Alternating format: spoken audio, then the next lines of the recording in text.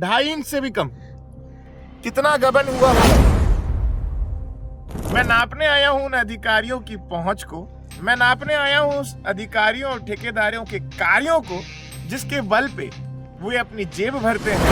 7 centimetre यानी कि लगभग 3 इंच की जो है ये है। जूम करके दिखाइए कितने इंचेस है। अगर इसी को किसी चीज से मारा जाए तो ये ऑलरेडी ये सब भसकेंगे। गुणवत्ताहीन सामग्री से तो क्या यहाँ पे पैर रखना वर्जित है? ये बड़ा जो स्लीपर्स है, जो स्लीपर बनाए हुए हैं, जो इनसाइड स्टोरी इस नहर की है वो कुछ और ही है।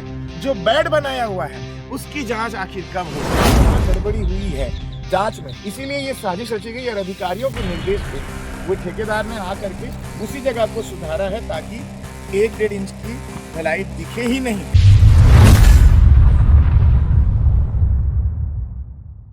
सबसे पहले इस काम में जब हमने आपको वीडियो दिखाया था सिकोना नहर की जिसमें 1 इंच की जो ढलाई थी, अब देखिए इन्होंने जानबूझ करके उस नहर के ऊपर में रिपेयरिंग कर दिया है उसी पार्ट में, ताकि किसी को पता मत चले कि इस जांच में ये साबित ना हो सके कि कहाँ आखिर वो पैचेस है, कहाँ पर वो टूटी हुई नहर है, मतलब पता मत चल सके कि कहाँ गड़बड़ी हुई है जांच में। इसीलिए ये साजिश रची गई और अधिकारियों के निर्देश पे वो ठेकेदार ने आकर के उसी जगह को सुधारा है ताकि 1-1.5 इंच की ढलाई दिखे ही नहीं कहीं पर।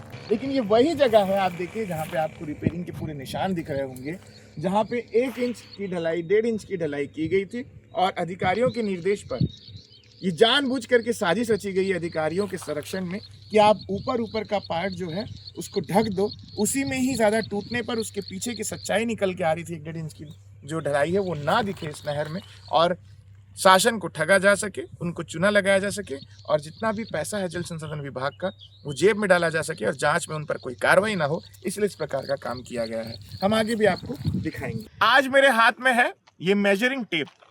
मैं नापने आया हूं उन अधिकारियों की पहुंच को, मैं नापने आया हूं उस अधिकारियों और ठेकेदारों के कार्यों को जिसके बल पे वो अपनी जेब भरते हैं और खुलेआम पत्रकारों को चुनौती देते हैं और उन्हें जानकारी नहीं देते और इधर उधर से कहीं से मैसेज भिजवाते हैं कि जांच भी हम ही करेंगे, हमारे ही अधिकारी करेंगे, होना जाना कुछ नहीं है। मैं बात कर रहा हूं दुर्ग जिले के सिकोना नहर की। करीबन 35 करोड़ से ज़्यादा की ये नहर है। दस्तावेज देने में विभाग काफ़ी ऊपर नीचे हो रहा है, तो हम सोचे कि फिर एक बार आते हैं। तो अभी ये भनसुली रोड है, पहले दिखाइए, ये भनसुली रोड है और वहाँ पे ये सिकोना नहर का निर्माण हो रहा था। आप देखिए फिर से ये फंस गए क्योंकि टेप हमारे पास है। कहाँ कहाँ इन्होंने गड़बड़ी किया आज मैं आपको बता रहा हूँ। देखिए 7 सेंटीमीटर यानी कि लगभग 3 इंच की जो है ये है। जूम करके दिखाइए कितने इंचेस है। लगभग 1.25 इंच। कहाँ भागेंगे इस विभाग के जो एसडीओ है राजेंद्र सोनी जी, कमरे में बैठे हैं, कभी शायद यहाँ आते नहीं हैं। साथ में डबली जो कि लगातार ये कहते हुए नजर आ रहे हैं कि सब कुछ ठीक है, जिनका नाम है आशुतोष सारस्वत, कहाँ जाएंगे। इसी में आप देखिए कार की गुणवत्ता को देखिए कि ये कार ये यहाँ पे जब हम आए हैं देखिए टूटा हुआ पड़ा है ऑलरेडी। पता नहीं कौन से मापदंडों से बना होगा कि ये इस तरह से भसक रहा है। अगर इसी को किसी चीज से मारा जाए तो ये ऑलरेडी ये सब भसकेंगे। गुणवत्ताहीन सामग्री से आप देख सकते हैं गिट्टी अलग दिख रही है और अगर मैं इस पे पैर रख दूं तो ये भी टूट जाएगा। तो क्या यहाँ पे पैर रखना वर्जित है? ये बड़ा सवाल है भाई। और भी आपको उस तरफ दिखाइए, अभी उस तरफ से हम नाप के दिखाते हैं। कई जगह पर इन्होंने जानबूझ करके एक ट्यूब जैसा हिस्सा छोड़ दिया है और वहीं पर कंस्ट्रक्शन को जानबूझ करके 3 इंच की ढलाई की है ताकि किसी को समझ में ही ना आए कि गड़बड़ कहाँ हुई है आखिर। ये देखिए